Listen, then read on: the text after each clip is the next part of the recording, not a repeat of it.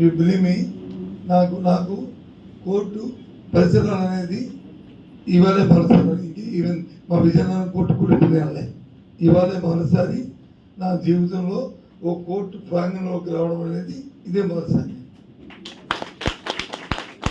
అది మీకు ఇబ్బంది ఉండొచ్చు, మీకు అది ఇదేంద్ర బాబు మా పరిస్థితి ఏంద్ర బాబు అని మీరు అనుకోవచ్చు, దాన్ని ఏమనుకోవచ్చు. ఇది ఫస్ట్ టైం.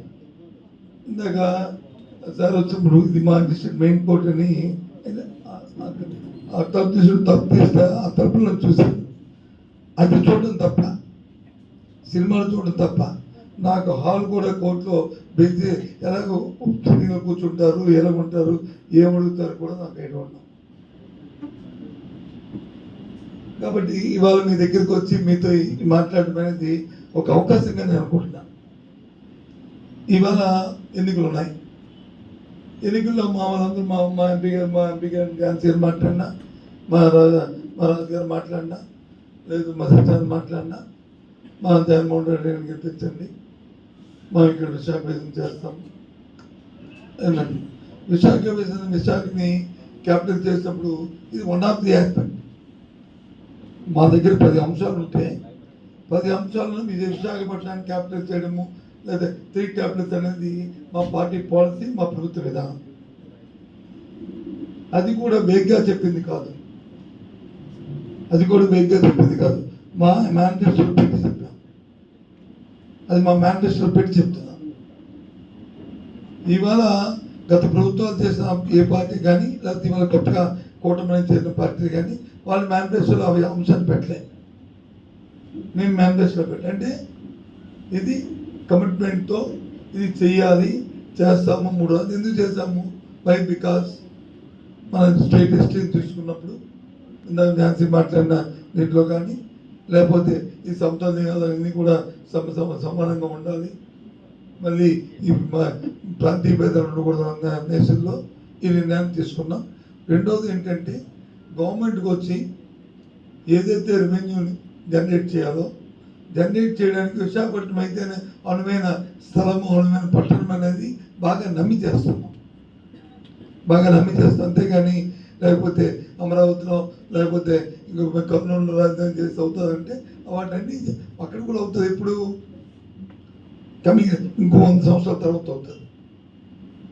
అక్కడ కూడా అవుతుంది 100 సంవత్సరాల తర్వాత. విశాఖపట్నం అయితే 5 సంవత్సరాల తర్వాత అవుతుంది.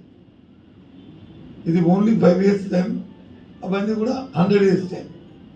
దానికి ఎగ్జాంపుల్ మనం తీసుకుంటే మనం మీ అందరూ తెలియదు కాదు, హైదరాబాద్ పట్టణాన్ని 100,000 సంవత్సరాల నుంచి ఉండబట్టి అది ఈరోజు రెవెన్యూ జనరేట్ సిటీగా ఇవాళ వచ్చేది, అది ఏర్పాటైంది. మీరందరూ మేధావులు, ఏదో నేను చెప్పేసి తినేసి ఓ అని అనుకునే తత్వం కాదు. లేదు, ప్రతి ఒక్కరికి అవగాహన ఉన్నవాళ్ళే. మీరు సక్సెస్ఫుల్గా లైఫ్లో మీరు అందరూ కూడా సక్సెస్ అయిన వాళ్ళు. ఒకరికి చెప్పేవాళ్ళు తప్ప ఒకరితో చెప్పించుకునేవాళ్ళు కాదు. మా తాలూకా అభిప్రాయం కూడా మీరు, మా వాయిస్ కూడా మీ వాయిస్తో చెప్పేవాళ్ళు. మీరు దాంట్లో ఏది మంచి ఏది చెడు తీసి ఏది ఏం చేసేసారు. కాబట్టి బాగా అర్థం చేసుకోవాలని నేను కోరుతున్నాను. ఇవాళ జగన్మోహన్ రెడ్డి గారిని వైసీపీ పార్టీ ప్రభుత్వానికి మా అభ్యర్థులు ఓటేయడానికి కారణం అందులో ఇదొక ఎక్స్పెక్ట్ అయితే. రెండోది, ఈ సొసైటీలో దొరుకుతున్న ఎన్నో ఉన్నాయి. ఇండిపెండెన్స్ వచ్చిన దగ్గర నుంచి కొన్ని రిఫార్మ్స్ జరుగుతున్నాయి.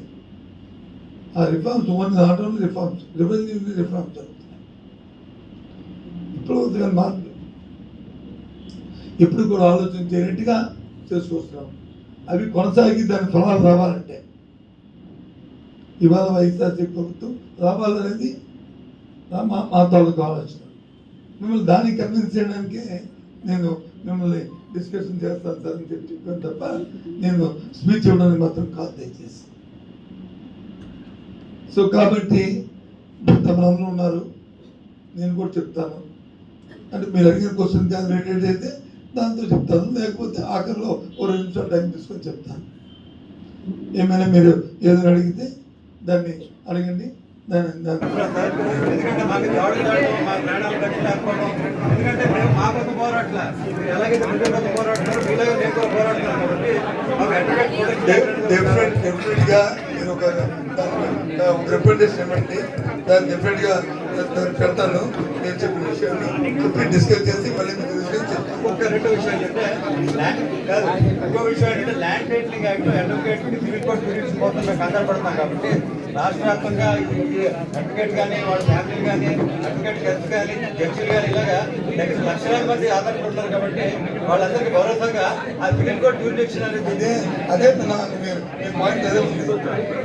అందరికీ మీకు మీ బతుకు తిరుగుతాను అది గొప్ప తీసేయండి, నా బతుకు తిరుగుతూ ఉంటుకుంటారుగా దానికి ఇంకోటి చెప్పండి. బాబాయ్ పడిపోతే 5,000 రూపాయలు ఇస్తారు అడ్వకేట్కి, 5 కాదు 1,00,000 రూపాయలు అడగండి, తప్పు కాదు. 1 లాక్ అడగండి, తప్పు కాదు. 1 లాక్ అడగండి, తప్పు కాదు. Thank you very much. Insurance గురించి కానీ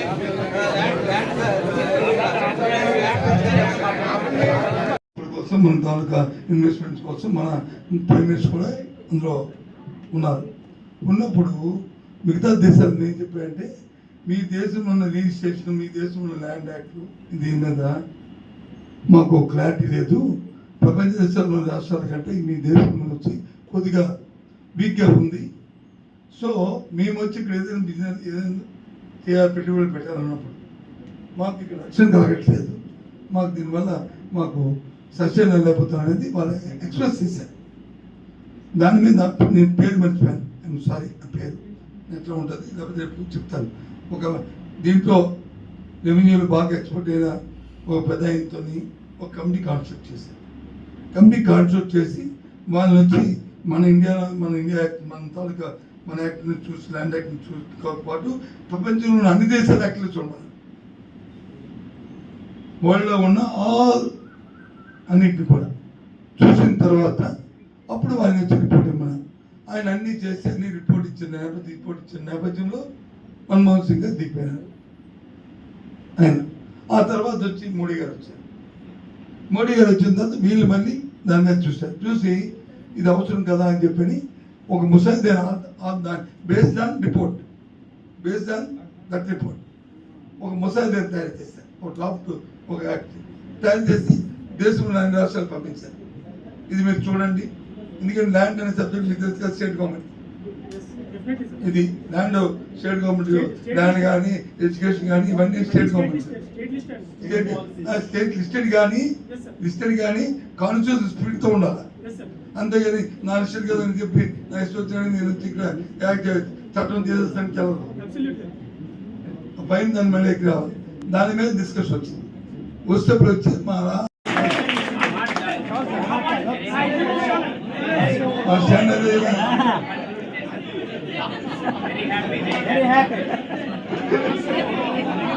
జడ్జిలు కానీ ఇలాగా లక్షలాది మంది ఆధారపడుతున్నారు కాబట్టి వాళ్ళందరికీ భరోసాగా ఆ సివిల్ కోర్ట్ జ్యూరిడిక్షన్ అనేది అదే పాయింట్ అదే ఉంది. అందరికీ మీ బతుకు తిరుగుతాను అది గొప్ప తీసేయండి, నా బతుకు తిరుగుతూ ఉంటుకుంటారుగా దానికి ఇంకోటి చెప్పండి. బాబాయ్ పడిపోతే 5,000 రూపాయలు ఇస్తారు అడ్వకేట్కి, 5 కాదు 1,00,000 రూపాయలు అడగండి, తప్పు కాదు. 1 లాక్ అడగండి, తప్పు కాదు. 1 లాక్ అడగండి, తప్పు కాదు. Thank you very much. Insurance గురించి కానీ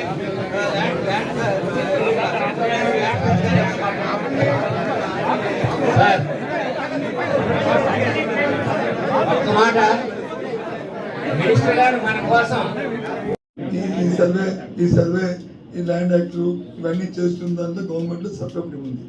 రెవెన్యూ మినిస్టర్ గారు, నేను, పెద్దరెడ్డి గారు, అజయ్ కలం గారు, అలాగే ఫైనాన్స్ మినిస్టర్ గారు, మేమందరం కమిటీ తరువుగా దీని మీద పెడతాం. కొద్దిగా నాకు చాదస్తం పెరిగిపోయింది ఈ మధ్యకాలంలో, అందుకని ఎక్కువగా ఇన్వాల్వ్ అవుతుంటాను. నాకు ముందు ఎందుకంటే నేను కన్విన్స్ అయితే తప్ప నేను అవతల కన్విన్స్ చేయని ఒప్పుకోను. నాకు ముందు ఏబిసిడి దీనికి కాపీ ఇస్తే కానీ నేను పక్కన పెట్టేసి నెక్స్ట్ మీటింగ్లో డిస్కషన్ ఆయన డౌట్ ఏం లేదు. Mr. Chairman, members of the Election Committee and the family of my fraternity. It was in 1973, I remember, when I entered the portals of this court. A young man with no senior. A young man who had no client. So if some people feel that I don't understand what young men go through, I think they should think twice. With the dint of our hard work, we came up the ladder. And remember, the only way to rise anywhere is step by step, not through an elevator. And this is what is happening in this country today. What is the fundamental duty of a lawyer? Why are we here? We are here because it is our duty to protect the rule of law, to protect the Constitution as has been given to us by our forefathers. And what does that involve? Involves that I recognize each one of you, not by your affiliation, political or otherwise, but the black coat that you wear. That's the only symbol of a lawyer. What does black mean? That he will stand up for every violation of the law. He'll stand up for every citizen of this country who violates the law. He'll stand up for the values of the Constitution. He'll stand up to the court if the court does not recognize the values that we have cherished over the years. That is the fundamental duty of a lawyer. And I would like each one of you to realize that. We're not here to make money. We do a lot of pro bono work. We do it for one reason, that we know that somebody else will not represent these poor, these indigent, these marginalized people. It is our duty to bear there and defend them, no matter what the consequences. I have done it all my life. I've been here for 50 years. And I've been president of the bar on 3 separate occasions, 1995, 1997, and 2001, 2002. I don't desire anything from this office except to serve you. What do I need this office for? To make money? No. Why have I come after 21 years? Because I see the degradation that I see with my own eyes. I see the manner in which my legal fraternity is being treated. I see that the registry does it what it wants. And remember, I belong to that family that were refugees from Lahore. We lived in 2 rooms, the entire family. So we don't belong to any elite class. We're not part of the elite. We don't want to be the elite. We are here to serve the people of this country. And I tell you, not the people who are rich, but the people who have no representation anywhere in this country. We shall continue to do that. And remember, I may be, at the moment, of course, I'm not affiliated to any political party. But when I was president of the bar on 3 separate occasions, you ask anybody in this court who was practiced at that time, did I ever, even once in my lifetime talk about politics in the courtroom? Never. Because I don't believe that politics, it should be kept outside the courtroom, not within the courtroom.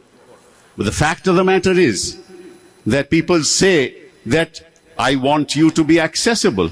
Well, I want to ask you just one question. If for 3 times I was the president of the bar, is it because I was not accessible? That could not reach me? For the last 50 years, and I can tell you this, give me one example of any member of the bar in the last 50 years who has ever come to me and I have closed the door. Not one. You can ask anybody. You can even ask the politician. When I was minister of a particular party, did I ever not do the work of a politician that did not belong to my party? Because I don't believe in it. I believe in the fact that we are all together. Why? For this nation, not for the post, for this country, to take it forward, to make it the country that we want. But when I see the values that are being denigrated, Your time and is over. okay, that's two things. People talk about medical insurance, and I can tell you that can happen, but it can happen through corporate responsibility. When you go to the CSR and tell the corporate sector that I want you to allocate 5 crores, and we have a lot of those clients, right? We can actually collect about 50 to 100 crores, and we don't need anybody else. We don't need anybody. And welfare of the organization, it is my commitment to you that without welfare of this organization at all levels, for them to represent in the manner that they want, I am going to do my best. And I can tell you, you can walk in anytime, anywhere, at any time, and I will always be there for you. Thank you very much.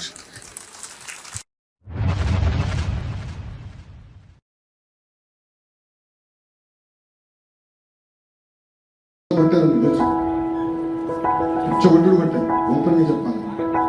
Kishore అంటే భలే దారుణం కొట్టాను. ఆ రోజు నుంచి మేము తీసుకున్నాం, లేదు ప్రత్యేక రక్షణ చట్టం రావాలి, మిమ్మల్ని కాపాడుకోవాలని లక్ష్యం. ఈ భూమిపైన నేను శాశ్వతం కాదు, మీరు శాశ్వతం కాదు, వ్యవస్థ శాశ్వతం. ఆ వ్యవస్థల్ని పార్టీలు మారినప్పుడు వ్యవస్థలు నిర్వీర్యం అవుతున్నాయి, అది కరెక్ట్ కాదు. దాన్ని అందరం కలిసికట్టుగా బలోపేతం చేయాల్సిన అవసరం ఉంది. అది కూడా మేము టేకప్ చేస్తాము. లాస్ట్ పాయింట్ ఆ రోజు నాకు చెప్పింది ఏంటంటే ప్రొఫెషనల్ ట్యాక్స్. అది ఈరోజు అందరూ మర్చిపోయినట్టున్నారు. సింగిల్ అంటే ఒక వ్యక్తిలో ప్రాక్టీస్ అంటే మీకు పడదు, కానీ మీకు 4-5 ఉంటే అసోసియేట్స్. టెక్నికల్ పదాలు నాకు తెలియదు, రాజకీయ పదాలు తెలిసి టెక్నికల్ పదాలు. మీకు ప్రొఫెషనల్ ట్యాక్స్ వేసి ఎక్కువ బాధ వస్తుంది. ఓకే, ట్యాక్స్ తీసుకుంటున్నారు, కొంచెం స్కిల్ అప్గ్రేడేషన్ చేస్తున్నారు, వేరే కార్యక్రమాలు చేస్తున్నారు, అది కూడా చేయట్లేదు. అది చాలా చాలా బాధాకరం. ప్రొఫెషనల్ ట్యాక్స్ ద్వారా రాష్ట్రంకి వచ్చే ఆదాయం కూడా పెద్ద ఎక్కువ లేదు, హెరాస్మెంట్ తప్ప. ఓపెన్ గా చెప్పాలంటే it is a tool for harassment. దానిపైన కూడా నేను స్పష్టంగా చెప్పాను, this something I take it up seriously అని నేను చెప్పాను. ఇది నాకు గుర్తు చేశారు, తప్పనిసరిగా నేను టేకప్ చేస్తానని మీ సభాముఖం చెప్తున్నాను. ఇంకో పక్కన పెద్దలు గవర్నర్ బెంచ్ గురించి కూడా చెప్పారు. ఇది మొదటిసారి మొదటిసారి నేను తెలుసుకున్నాను. నేను ఇక్కడ మీ అందరూ తెలుసు, బాబు గారిని ఎట్లా అరెస్ట్ చేశారు, ఎట్లా జరిగినాయి మీ అందరూ తెలుసు. ఇక్కడ నేను ఎక్కువ నడవలేకపోయాను. వైజాగ్లోనే రాజవాక దగ్గర ఆఫీసర్ పాదయాత్ర ఎంతో కలవలేకపోయాను. కానీ మొదటిసారి మీరు నా దృష్టికి తీసుకొచ్చారు. అది గౌరవ ముఖ్యమంత్రి గారితో మేము చర్చించి దానిపై నేను కంపాక్ట్. పెద్దలు అన్నట్టు ల్యాండ్ టైటిలింగ్ యాక్ట్లో మీరు చాలా కీలకమైన పాత్ర వహించారు. ఆ చట్టం కానీ నిజంగా అమలై ఉంటే ఇంకా మన భూమి మన చేతుల్లో ఉండేది కాదు, కోర్టు భూమి కూడా కోర్టు చేతుల్లో ఉండేది కాదు. ఎందుకంటే అబ్జుడికేషన్ ఎంత అన్యాయంగా చేశారో మనందరం చూసాం. నేను బలంగా నమ్మే దానికి కారణం ఏంటంటే గత పాలకులు ఎప్పుడూ మీతో కూర్చుని మాట్లాడి చర్చించలేదు. చంద్రబాబు నాయుడు గారు మాకు పదే చెప్పేది ఏంటంటే జిల్లాలకు వెళ్తే ఓపిక వెళ్ళండి, ముందు రోజు రాత్రి వెళ్ళండి, అందరినీ కలవండి, వాళ్ళందరూ కలవండి, ఇష్యూస్ ఏమంటే తెలుసుకొని పరిష్కరించండి అని మాకు చెప్పారు. సో పరదాలు కట్టుకుని తిరిగే ప్రభుత్వం మంది కాదు, మన ప్రభుత్వం ఫేర్గా మేము వస్తాం, ఇష్యూస్ తెలుసుకుంటాం, చేయగలిగితే తప్పనిసరి మేము చేస్తాం. నాకు ఎలాంటి డౌట్ మీకు వస్తాం. ఇంకా విశాఖపట్నానికి వచ్చేయల్లా నేను అందరికీ చెప్తాను, ఒక్కసారి విశాఖపట్నానికి వస్తే మనం వెళ్ళిపోరండి. ప్రశాంతమైన వాతావరణం చాలా అద్భుతంగా ఉంటుంది. రాజకీయంగా కొన్ని కారణాల నేను మంగళగిరి ఎంచుకున్నాను, but Visakhapatnam is one of the most beautiful cities. ఇంకో పక్కన మీరు చూస్తే విశాఖపట్నాన్ని అభివృద్ధి చేసే మెరుగైన అవకాశాలు ఇప్పుడు ఉన్నాయి. ఈరోజు మన ప్రభుత్వ అధికారులకు వచ్చిన తర్వాత నేను అధికారులకు వచ్చే ముందు హామీ ఇచ్చాను, మొదటి 100 రోజుల్లో నేను ఐటీ కంపెనీలో కనీసం ఒకటో ఒప్పందం వివరించుకుంటాను. 20 రోజులు లేట్ అయింది, ఒప్పుకుంటా. 120 రోజులు పెట్టింది నాకు. మరి గర్వంగా చెప్తున్నా, టీసీఎస్ని మన విశాఖపట్నం మనం తీసుకొచ్చుకుంటాం. ఇది బిగినింగ్ మాత్రమే. బాబు గారికి విశాఖపట్నం అంటే చాలా ప్రేమ ఉంది, ఒక విజన్ ఉంది.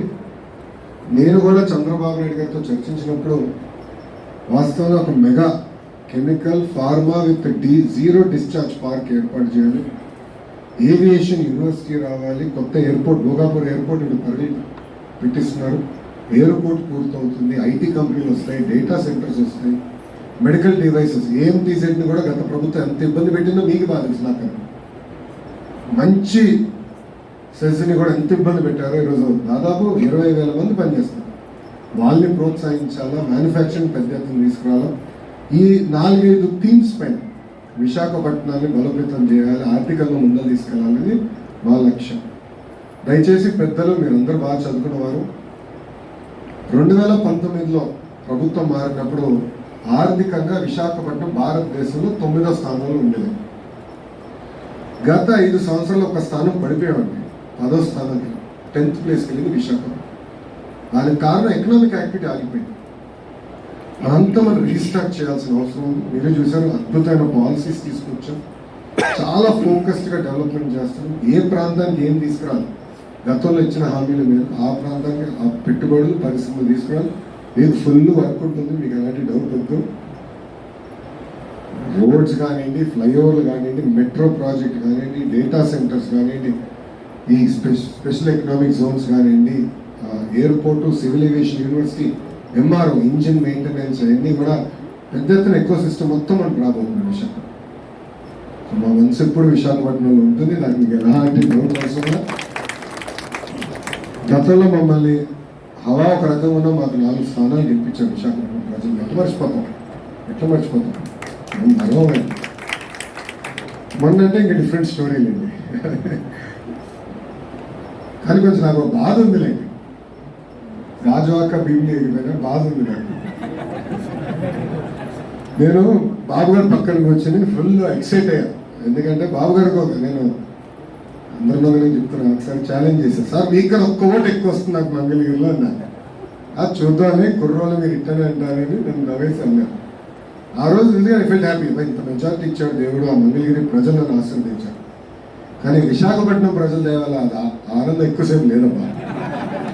సో నేను మెజారిటీ వచ్చిన అమ్మాయి బాగుందని బయటకు అడుగుపెడితే మా పిఆర్ కాదు, మా పిఏ వచ్చి, నరేష్ పిఏ వచ్చి, సార్ గాజువాక కొట్టేస్తుంది మీకు 93-94 వెళ్ళేదట్టుంది. ఓకే, ఓన్లీ 2వ స్థానం వచ్చింది అనుకున్నా. వెళ్ళాను, సర్టిఫికేట్ తీసుకుని బయటకు వస్తే పిఆర్ వచ్చి, సార్ ప్రెస్ ముందర వెళ్ళబోతున్నారు, మీరు ఇప్పుడు 3వ స్థానంలో ఉన్నారు, భీమిలి 2వ స్థానం పెట్టేసిందన్నారు.